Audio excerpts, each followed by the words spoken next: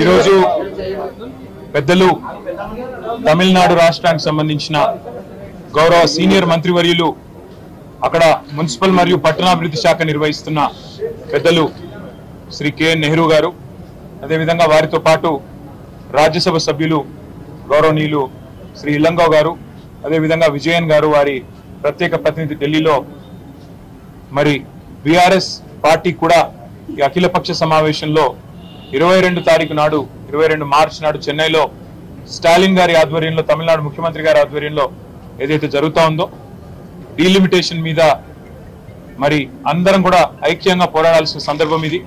ఎందుకంటే మరి తెలంగాణనే కాదు, తమిళనాడు మాత్రమే కాదు, కేరళ, కర్ణాటక, అదేవిధంగా దక్షిణాదిలోని ఆంధ్రప్రదేశ్ అన్ని రాష్ట్రాలకు సంబంధించిన ప్రాతినిధ్యం తగ్గే అవకాశం ఉందనే వార్తలు వస్తున్న నేపథ్యంలో సమిష్టిగా పోరాడినట్టయితే తప్పకుండా దక్షిణాది రాష్ట్రాలకు న్యాయం జరుగుతుంది అనే వారి వాదన వారు వినిపిస్తా ఉన్నారు.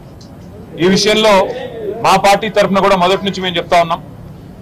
ఒకనాడు 1970-80 దశకంలో ఏదైతే కుటుంబ నియంత్రణ భారత ప్రభుత్వం ఆనాడు దేశం అందరికీ కూడా చెప్పిందో, మరి ఫ్యామిలీ ప్లానింగ్ ని బాగా అమలు చేసిన దక్షిణాది రాష్ట్రాలు ఇవాళ జనాభాను నియంత్రించగలిగాయి.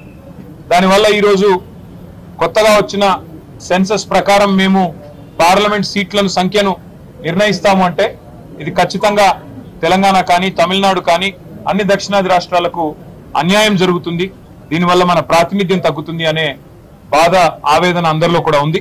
అందుకే ఈ విషయంలో మా పార్టీ కూడా తప్పకుండా అఖిలపక్ష సమావేశంలో మరి పెద్దలు కేసీఆర్ గారు ఇప్పటికే నెహ్రూ గారు వస్తున్నారు అని చెప్పంగానే తప్పకుండా మన పార్టీ కూడా పాల్గొనాలి, మనం పాల్గొని మన వాదన కూడా వినిపించాలి, తెలంగాణ తరఫున కూడా గట్టిగా మన వాయిస్ కూడా వినిపించాలని చెప్పి ఆదేశించారు.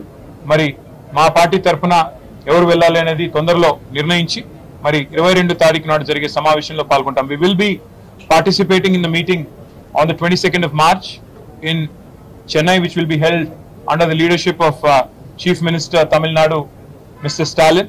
Our party also feels that the south of India, which has done exceedingly well in family planning control, cannot be penalized, cannot be punished for implementing Government of India's recommendations in 1970s and 80s. So therefore we have discussed all kinds of possible solutions. Now we can collectively exert pressure on union government, and we will certainly participate in the meeting on 22nd, and we'll certainly elaborate more on that day.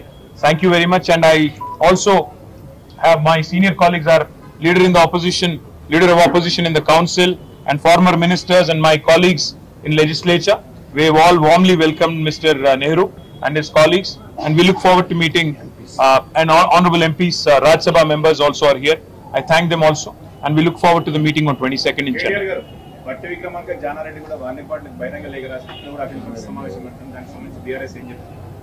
బట్టి విక్రమార్క గారు రాస్తారా, రాయబోతున్నారా? మాకైతే ఇప్పటివరకు సమాచారం లేదు.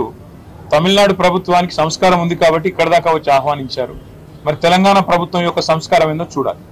ఎందుకంటే ఇవాళ గొంతు నొక్కి మమ్మల్ని రోడ్డు మీద బారేశారు. ఎంత సంస్కారం ఉందో చూద్దాం.